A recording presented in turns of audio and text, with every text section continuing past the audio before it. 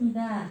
30년 묵은 가처분을 처분하고 새 납세자를 만나다 라는 내용으로 말씀드릴 부산광역시 동구 전승태입니다. 우선 짧은 동영상 하나 보시겠습니다. 삼촌, 이번에도 요즘한테 연락하지 파란 집을 보냈기? 와, 이건 대단데? 그래서 이날 만났었네. 공부가 되겠나? 네, 제가 앞으로 들려드릴 이야기는 이 사람이 사는지 안 사는지도 모를 오래된 낡은 부동산에 관한 이야기입니다. 우선 저희 동구의 지방세 체납으로 인한 압류부동산 현황을 보시겠습니다.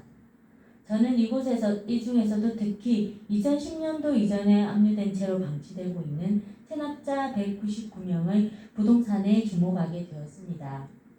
사유를 살펴보니 선순위 채권 등으로 공매 실익이 없거나 소유자의 사망, 행방불명 등으로 공매가 곤란한 경우였습니다. 앞으로 살펴볼 사례의 부동산 역시 이미 오래전에 소유자는 부도 폐업되었고요. 저희는 4건의 부동산을 압류하고 있었습니다만 역시 공매 실익이 없다는 이유로 30여 년 동안 160여 건 2,100만 원이라는 지방세가 체납되고 있었습니다.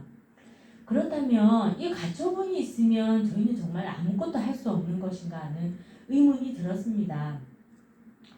그래서 여러 방안을 살펴보던 중에 구민사소송법상의 10년간 본안의소를 제기하지 아니한 때 취소가 가능하다는 데 착안하여 본 사례 부동산에 대해서도 사정 변경에 의한 가처분 취소 신청을 해보기로 하였습니다. 우선 빌라 2곳, 임야 1군데, 나대지 1군데로 이루어진 압류부동산 4군데를 현장 탐방해 보았습니다. 그러다가 93년도부터 빌라 2곳에 계속 세들어 계시는 세입자분들의 30년 묵은 절절한 사연을 저는 며칠 동안 듣기도 하였습니다. 그리고 가처분권자를 특정하는 일이 중요했는데요. 등기부등본상에는 이름과 이미 없어진 지번으로 된 주소 한 줄, 단락 이것이었습니다. 그래서 법원에서 문서를 열람하고자 했지만 오래된 사건이다 보니 이미 폐기가 되었고요. 그래서 저는 폐쇄 등기부 등본 행정정보 공동 이용 시스템처럼 제가 활용할 수 있는 모든 자료를 활용해서 가처분권자를 특정할 수 있었습니다. 그리고 압류물건 4곳 중에 최종 공매를 할 부동산을 선택해야 했습니다. 사실 빌라가 가장 용이한 물건이지만 세입자 때문에 좀 곤란했고요. 그래서 앞에서 보신 폐가 부지인 이 임야를 선택해서 가처분 취소 신청을 하기로 하였습니다. 그리하여 2021년 7월 부산지방법원에 가처분 취소 신청서를 제출하였고요. 이제 저는 느긋이 법원의 판결만을 기다리면 되는 줄 알았습니다. 그런데 가처분자들께서 오래전에 돌아가신 관계로 상속자들을 일일이 찾아야 했고 그와 관련한 법원의 보존명령을 수차례 행해했습니다.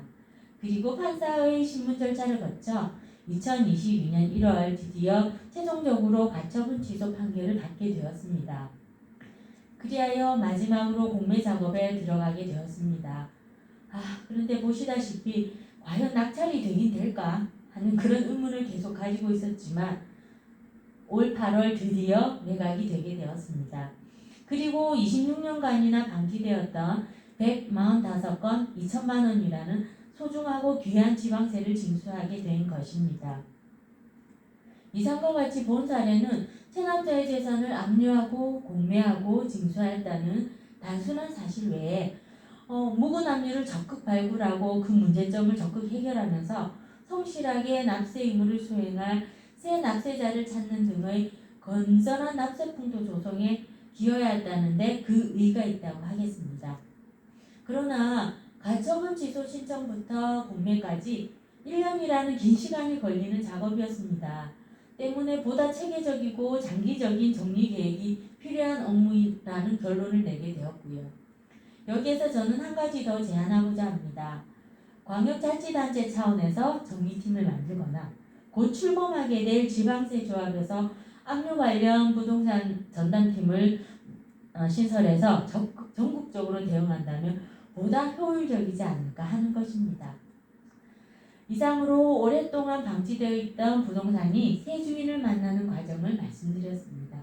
경청해 주셔서 감사합니다.